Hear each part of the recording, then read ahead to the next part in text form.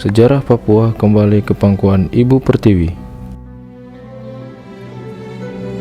Pada saat bala tentara Jepang mulai berhasil dipukul mundur oleh tentara Amerika pada tahun 1944, maka Jenderal Douglas MacArthur lalu mendirikan markas besarnya di Sentani, Papua. Bahkan selama berada di Papua, Jenderal Douglas MacArthur membangun pangkalan angkatan udara. Ketika bala tentara Jepang berhasil dikalahkan pada tanggal 13 Agustus 1945, selanjutnya mereka lalu dilucuti oleh tentara sekutu dan Nika. Akan tetapi, ketika Belanda ingin menjajah lagi, Indonesia kemudian menyatakan diri telah merdeka dan menjadi negara berdaulat. Melalui perjuangan politik dan bersenjata, akhirnya pada tanggal 27 Desember 1949, Belanda mengakui kemerdekaan Indonesia yang meliputi bekas jajahan Hindia Belanda, kecuali Papua Barat. Dengan catatan bahwa dalam setahun sejak penyerahan kedaulatan akan dibicarakan tentang penyerahan Papua Barat antara Republik Indonesia dan Belanda. Karena sampai hampir setahun lebih, Belanda tidak pernah memperlihatkan niat baiknya untuk mengembalikan Papua sesuai dengan yang dijanjikannya dalam konferensi meja bundar di Den Haag, maka Presiden Soekarno mulai melakukan lobby-lobby internasional. Sehingga pada tahun 1957, Presiden Soekarno mulai mendesak PBB agar menekan Belanda untuk mengembalikan New Guinea atau West Papua kepada Indonesia. Pendekatan yang digunakan oleh Soekarno yaitu bangsa Papua adalah juga masyarakat Indonesia seperti saudara-saudaranya di Maluku Utara. Sejak 1954 sampai dengan 1957, pemerintah Indonesia memasukkan masalah Papua Barat ke sidang umum PBB, namun tidak ada tindakan konkret yang diambil PBB. Bahkan Belanda malah memasukkan Papua Barat menjadi salah satu provinsinya dengan sebutan Netherlands New Guinea, sehingga Perdana Menteri Ali Sastro membentuk pemerintahan kontra yang bernama Pemerintahan Irian Barat Soasiu yang meliputi Tidore sampai Irian Barat. Sebagai upaya memperjuangkan Papua, pada tanggal 17 Agustus 1956, Kabinet Ali II membentuk Pemerintahan Irian Barat di Soasiu, Maluku Utara. Nama Soasiu kemudian diadopsi jadi nama kantor gubernur Provinsi Papua di Jalan Dok 2, Jayapura. Menyambut pembentukan Provinsi Irian Barat di Soasiu, TNI lalu mendirikan pemancar radio gerilya di pulau tersebut guna memberikan informasi kepada masyarakat Papua tentang pembentukan provinsi tersebut. Di samping itu, Indonesia kemudian juga giat menginfiltrasikan para gerilyawan untuk memasuki wilayah Papua Barat yang masih dikuasai oleh Belanda. Walaupun upaya tersebut sering menemui kegagalan dan kerugian. Presiden Soekarno lalu memerintahkan Kepala Staf Angkatan Perang Jenderal Abdul Haris Nasution untuk menyiapkan mobilisasi umum Angkatan Perang Republik Indonesia untuk merebut Papua Barat. Sejak itu mobilisasi besar-besaran mulai dilaksanakan oleh Angkatan Darat Republik Indonesia, Angkatan Laut Republik Indonesia, Angkatan Udara Republik Indonesia, dan Polisi Republik Indonesia, termasuk mencari dukungan kepada Blok Timur atau Pakta Warsawa dan juga kepada Blok Barat atau NATO. Seakan tidak mau kalah dengan Republik Indonesia, maka Belanda kemudian menyiapkan cadangan strategis angkatan lautnya, termasuk diantaranya adalah mengerahkan kapal induk HRMS Karel Dorman dan sejumlah kapal jenis destroyer di Papua Barat.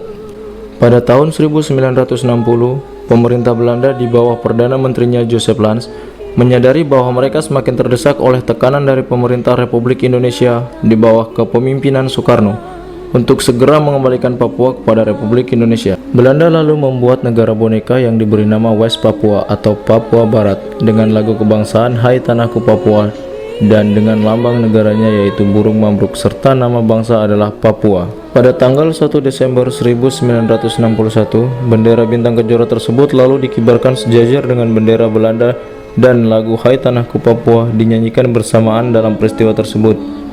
Namun, dokumentasi tentang peristiwa pengibaran bendera bintang kejora dengan diiringi oleh menyanyikan lagu Hai Tanahku Papua tidak pernah ditemukan.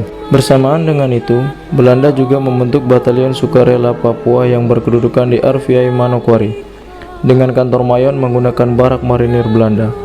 Di kemudian hari, batalion ini menjadi cikal bakal dari munculnya TPN-OPM. Menjawab semua langkah politik Belanda tersebut, Presiden Soekarno lalu menjawab dengan mencetuskan Trikora atau Tri Komando Rakyat pada tanggal 19 Desember 1961 di Yogyakarta, yang isinya sebagai berikut.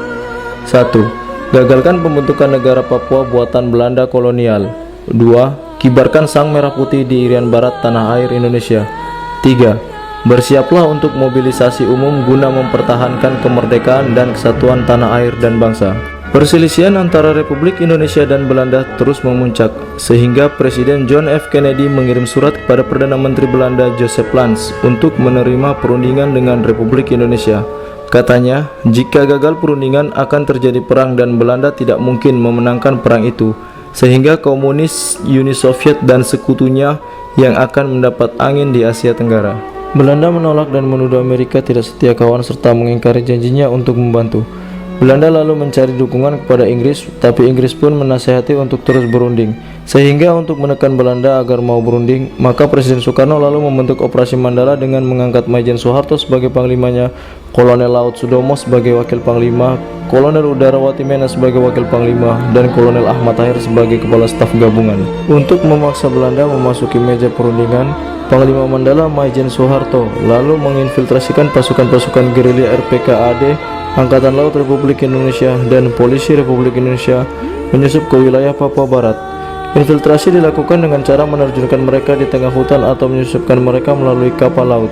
Panglima Mandala juga menginfiltrasikan pasukan DPC atau Detasmen Pasukan Khusus yang disusupkan dengan kapal selam ke Hollandia yang sekarang Jayapura sebagai ibu kota New Guinea, sekarang Provinsi Papua, di mana pasukan DPC yang dilatih Beni Murdani ini kelak menjadi cikal bakal satuan Sandi Yuda Kopassus pada saat ini.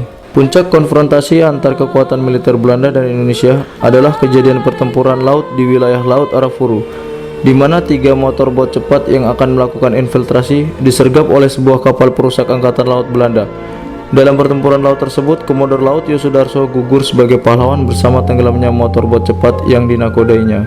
Agar tidak terjadi perang terbuka, maka Presiden Amerika Serikat John F. Kennedy kemudian menulis surat dan mengutus adiknya Robert Kennedy untuk bertemu langsung guna menekan Perdana Menteri Belanda Joseph Lans agar menerima perundingan dengan pemerintah Republik Indonesia terkait masalah New Guinea.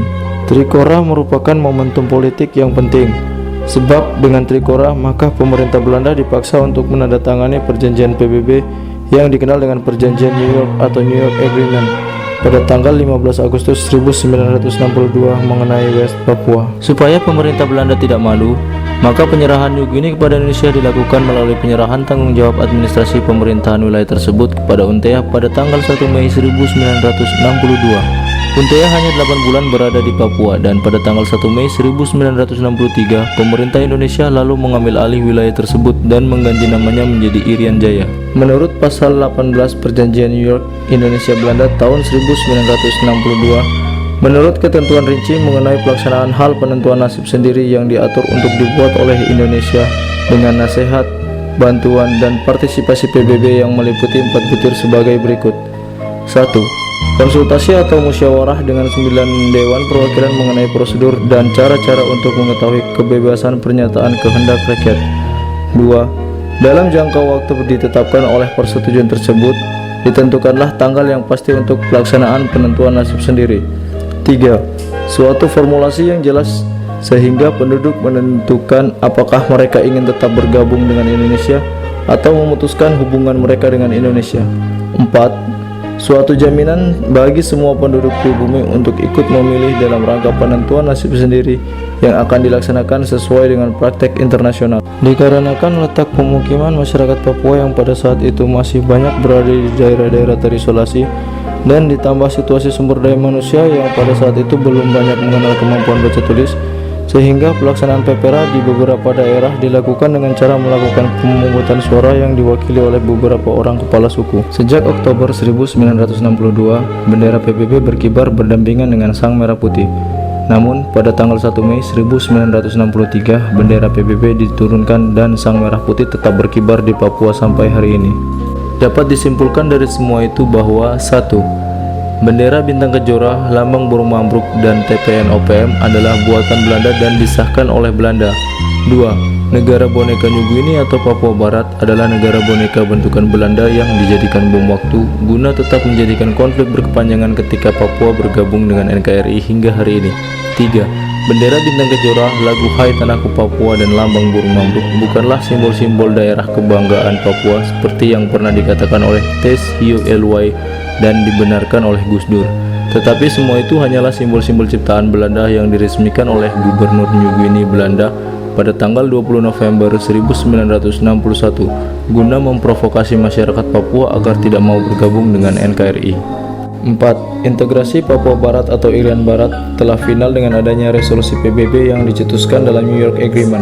5. Pelaksanaan Act of Free Choice PEPERA atau penentuan pendapat rakyat tidak dapat dilaksanakan one man one vote dikarenakan letak pemukiman masyarakat Papua yang pada saat itu masih banyak berada di daerah-daerah terisolasi dan ditambah situasi sumber daya manusia yang pada saat itu belum banyak mengenal kemampuan baca tulis, sehingga pelaksanaan PEPERA di beberapa daerah dilakukan dengan cara melakukan pemungutan suara yang diwakili oleh beberapa orang kepala suku. 6.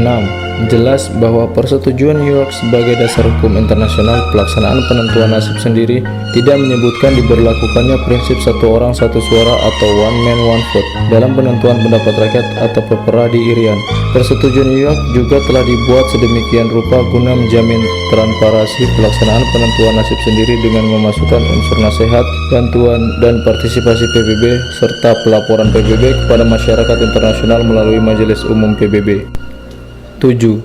Sebenarnya yang paling berjasa dalam membebaskan Irian Barat dari kolonialis Belanda adalah orang Papua sendiri, sehingga seharusnya hal tersebut diekspos semaksimal mungkin dengan mengganti nama-nama satuan militer, pangkalan militer, alutsista, dan lain-lain. Sehingga generasi saat ini menyadari bahwa orang Papua sendiri yang pada tahun 60-an berjuang untuk bisa bergabung dengan saudara-saudaranya sebangsa dan setanah air Indonesia. 8. Sejarah mengajarkan kepada kita bahwa perjuangan merebut Papua yang dilaksanakan oleh pejuang pendahulu kita adalah melalui perang opini, sehingga tugas ini dapat dilanjutkan oleh para prajurit TNI pada saat ini dalam tetap menjaga Papua dalam bingkai NKRI. Ketika pertama kali bangsa Indonesia diakui oleh internasional pada saat konferensi meja bundar tahun 1949 di Den Haag, pada saat itu tidak semua suku yang ikut hadir dalam pertemuan tersebut.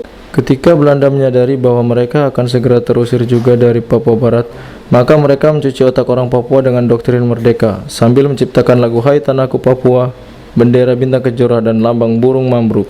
Dalam perjanjian New Agreement, tidak ada klausul yang mengatakan bahwa PEPERA atau Act of Free Choice harus dilakukan secara one man one vote. Lagi pula, pada masa itu masyarakat Papua masih hidup terisolasi dan banyak yang belum paham baca tulis, sehingga pasti akan sulit bila dilakukan pemungutan suara secara langsung.